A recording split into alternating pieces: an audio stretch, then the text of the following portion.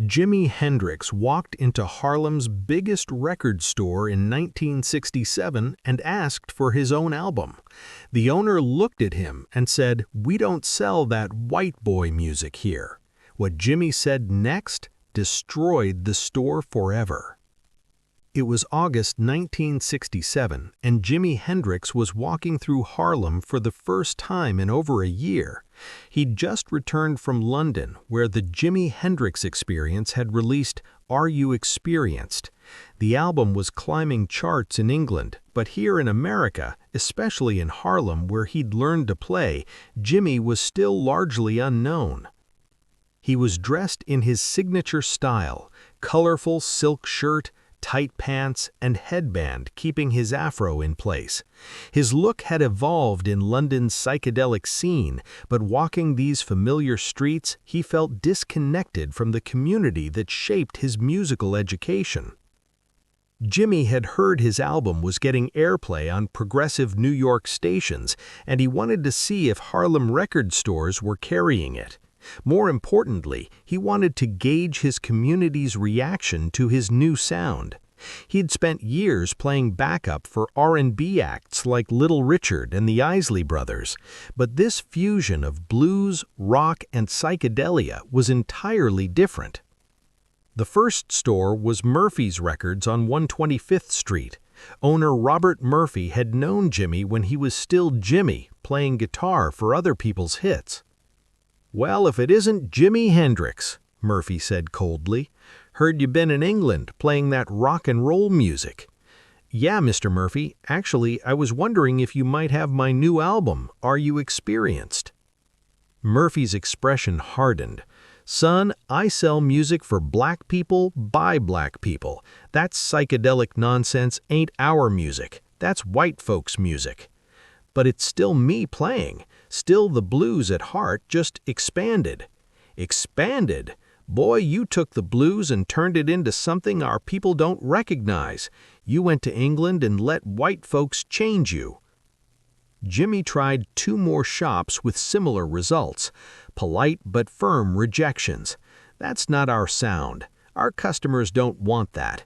You've gone too far from your roots." Washington's Records was Harlem's most influential record store.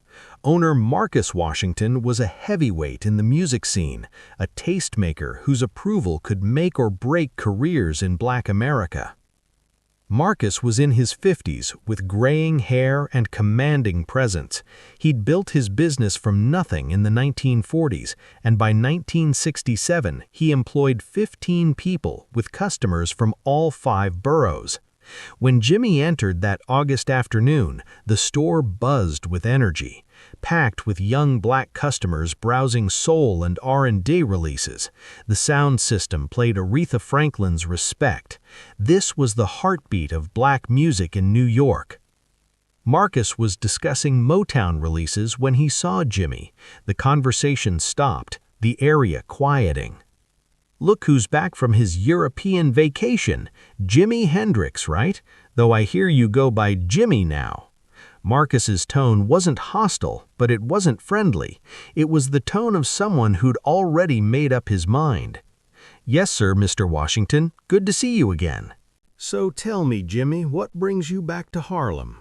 Thought you'd found yourself a new audience in London." The way Marcus emphasized London made it sound like an accusation. "Actually, Mr. Washington, I was hoping you might have heard about my new album, Are You Experienced?" Marcus cut him off. "Oh, I've heard about it. Had people asking. You want to know what I told them? I told them we don't carry that kind of music here. This is a store for black people selling black music, music that speaks to our experience, our struggles, our joy. James Brown, Aretha Franklin, Sam Cooke, Otis Redding, music from our community soul." "But, Mr. Washington, my music comes from the same place." "The blues?" Marcus's voice rose. "You call that psychedelic, feedback-heavy, white boy music the blues? You took everything sacred about the blues and turned it into a carnival act for white folks who want to feel dangerous without understanding what the music means." The store went quiet. Customers stared, some curious, others disapproving, a few looking disappointed. You went to England and let white folks dress you up like some exotic pet. You put on fancy clothes, started playing their version of our music, and forgot where you came from. Now you have the nerve to ask me to sell that to our people?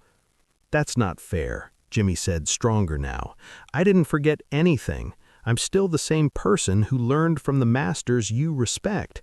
I found a way to expand the music, take it places it's never been. Expand it? Marcus laughed coldly. You diluted it. You took pure black music and watered it down for white college kids. You want to know what I call that? Sellout music, Uncle Tom music, white boy music. The phrase hung like a physical blow.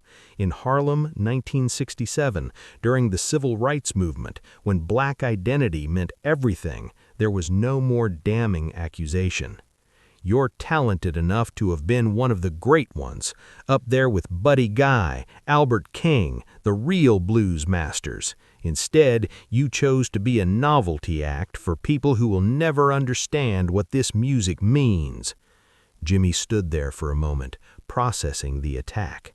Around him, the store remained silent, waiting to see how he would respond. He could feel the disappointment radiating from Marcus, but also from some of the customers. These were people from his community, people whose respect he had always valued, and they were telling him that he had betrayed them. But as he stood there, something shifted inside him.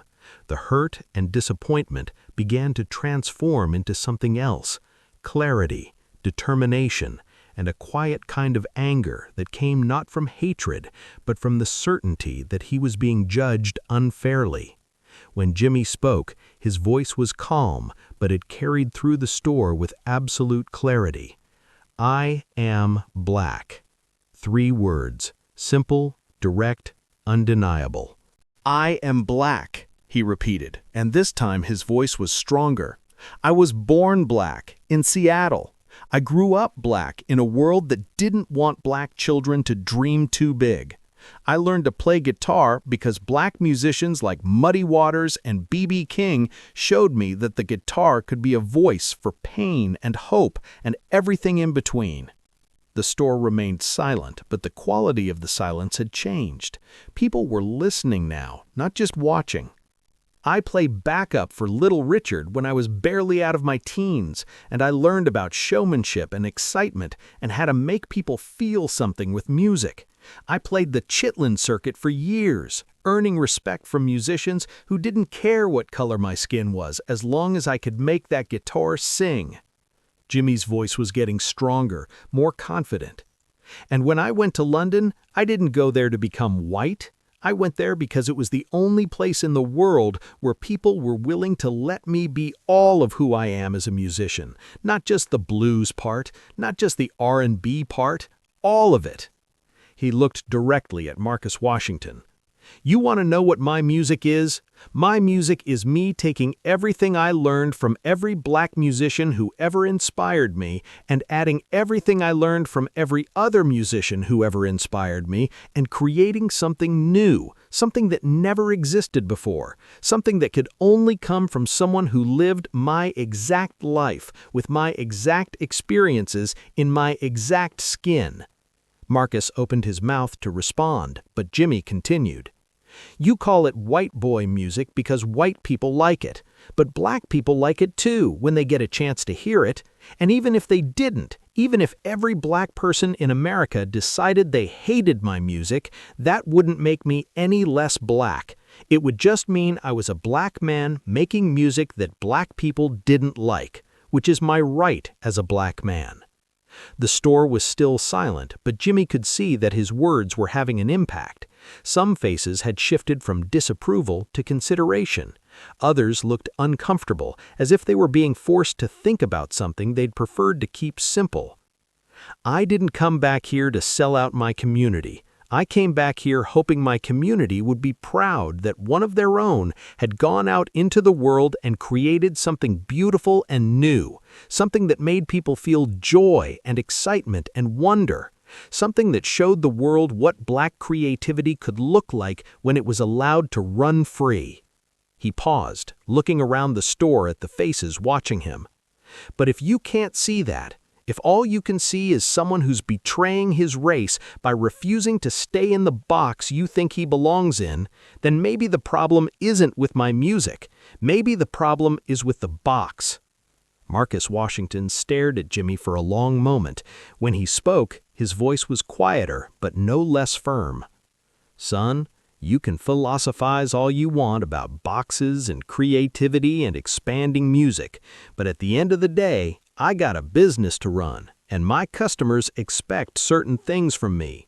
They come here for soul music, for R&B, for music that speaks to their experience as black people in America.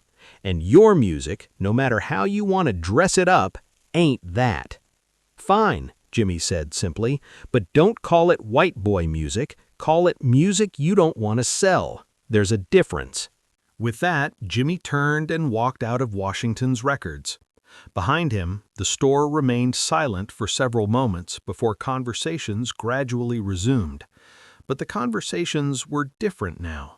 People were talking about what they'd just witnessed, debating whether Marcus had been right to reject Jimi, whether Jimi had been right to defend himself, and what it all meant for the relationship between black identity and musical innovation. What happened next unfolded over months, showing how word of mouth could destroy a business. 2 weeks later, a young college student named Angela came looking for "Are You Experienced?" When Marcus said he didn't carry it, she asked why. "It's not the kind of music our community supports." "But Jimi Hendrix is from our community. Shouldn't I decide for myself?" Angela left unsatisfied, telling other customers what she'd heard. Within a week, word spread about the confrontation, dividing opinions. Some supported Marcus, believing black musicians should create music speaking directly to black experience. But others questioned this, noting jazz musicians like Miles Davis constantly innovated, and Motown specifically targeted white crossover audiences. The debate intensified when a bootleg "Are You Experienced?" started circulating in Harlem. Suddenly, people heard Jimi's actual music instead of distractions.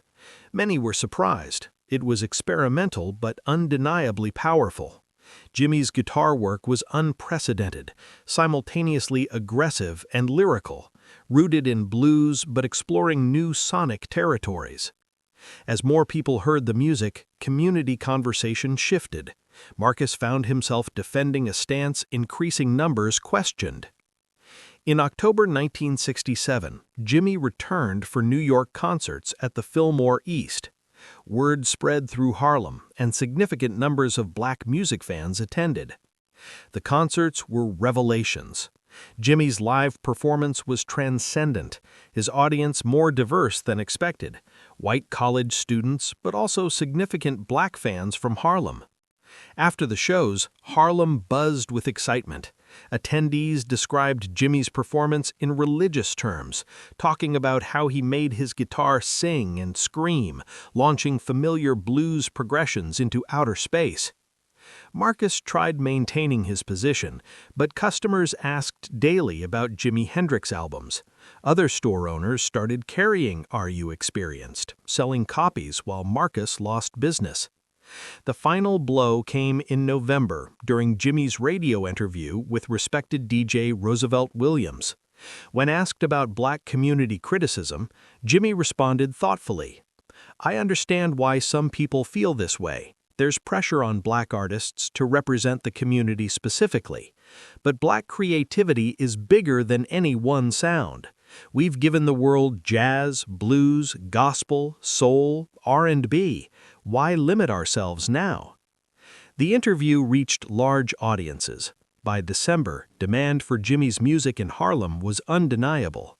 But Marcus had painted himself into a corner. He'd been so vocal opposing Jimi's music that ordering copies now would humiliate him. His pride wouldn't allow it. Instead, Marcus doubled down, continuing to refuse stocking Jimi Hendrix albums while customers went elsewhere. In January 1968, something changed. Jimi was scheduled to perform at the Apollo Theater, sacred ground in black music, where every great performer had proven their worth. When word spread, reactions were explosive. Some were excited, others outraged the Apollo would book someone they considered a sellout. Marcus publicly criticized the decision. The Apollo is for real black music, not carnival acts for white folks. But Marcus miscalculated community mood. By January, enough people had heard Jimi's music that opinion shifted significantly.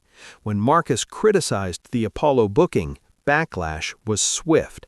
Customers confronted Marcus directly, disagreeing with his assessment. Some announced they'd shop elsewhere until he carried Jimi Hendrix albums. Others organized informal boycotts. The Apollo shows were triumphant. Jimi's performances received enthusiasm from predominantly black audiences, with overwhelmingly positive black press reviews. By February 1968, Washington's Records was in serious trouble. Sales dropped dramatically as longtime customers switched to competitors stocking desired music. Employees reported customers asking for Jimi Hendrix albums daily, leaving when told they weren't carried. Marcus tried stocking other psychedelic albums by black artists, hoping to capture demand without admitting he was wrong about Jimi specifically. The strategy backfired. Customers interpreted this as proof Marcus's objection was never about musical authenticity, but personal pride.